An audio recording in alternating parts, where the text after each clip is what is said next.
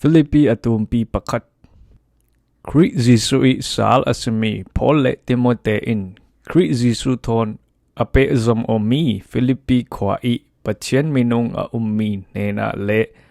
nan ko ransung i roi tu le upa Paul nena cha kalau kwat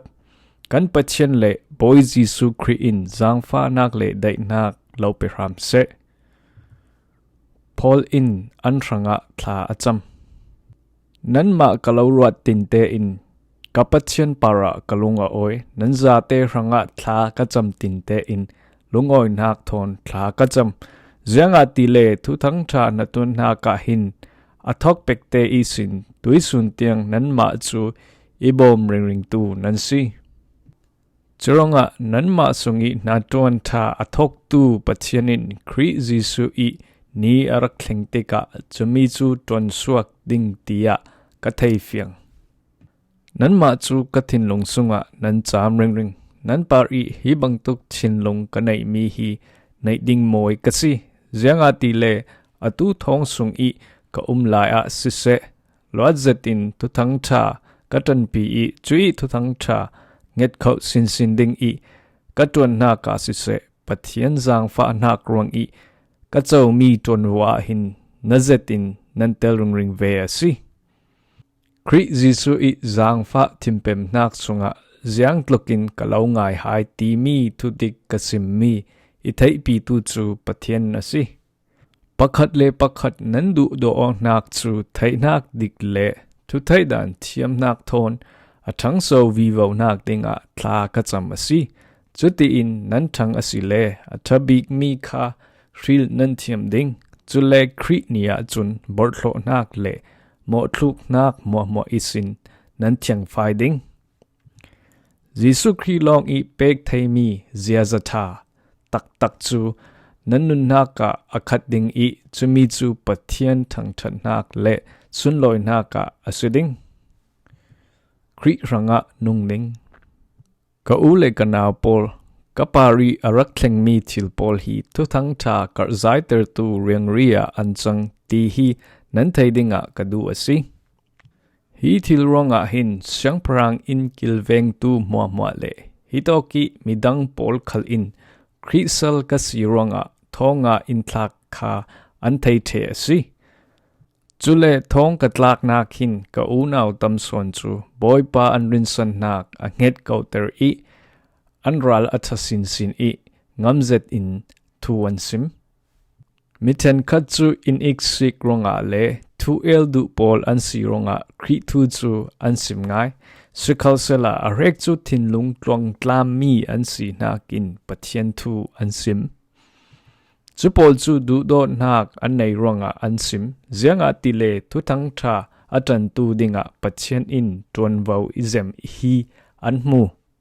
Mirek khat Paul chu thin lung tlong zetin Kri thu sim lo in an ma ram chan zon ro nak thin lung thon an sim thong i a lai a hin harsat nak be chi viva u si ti in an ruat ziang man a poilo kalung a oi zet kau thin lung thalo thon an sim si se thin lung tlong i an sim khal a si se Kri thu an sim pawa chun kalung a oi thau kau ding zianga ti le nan ma i thlacham nak le Jisu Kri i tharau nen i sin arami bom nak thon in lotter ka siding ti ka thai kadu big mi le ka ngak thlap set mi chu ton vo ka nei mi hi ton swa khram ning la chule ziang tik chan khala le a lai che in atu fang shrim rima hin ral that nak thon khataratin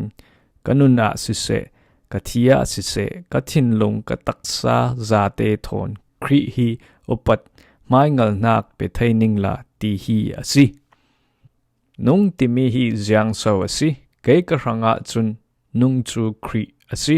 churonga thi khal le a hlok sin sin sikal sela nung in thilman nei deu ka twa thei asia chun khuimi son ka ril ding ka thailo kathin lung ka ni a afe hi nun na ki tlan san in Kri thon chu ka du zet chumi chu atha deu ngai sikal sela kanun tri ding chu nan ranga arak tu zet phone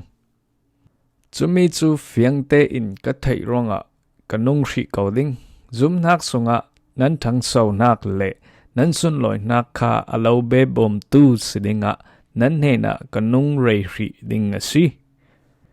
chuti chun nan he ni karak thleng sal tika khri jisu thon nan nun nak chu ape zom ok ronga keima para mai ngal nak tampi nan nei ding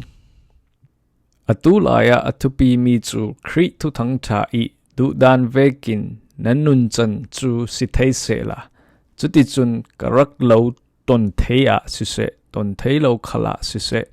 tumta mi pakhat nei in fekte in nan ding i thu thang tha ranga mun khata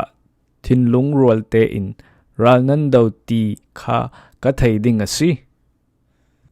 nan ral pol kha ti la u ral tha zetin umu chemi chu anni ansung ding i nan ni ne tu nan se ding ti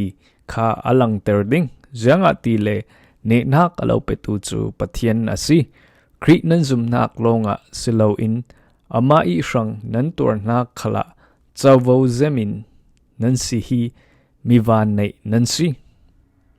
churanga atu chun raldo nak sunga kanhena nan tel thei ve ding chumi ral chu kandung khala kanrak do zo ti nan mu i atu khala nan thei vekin kan do rero lai asi Filipi atum pi pakhat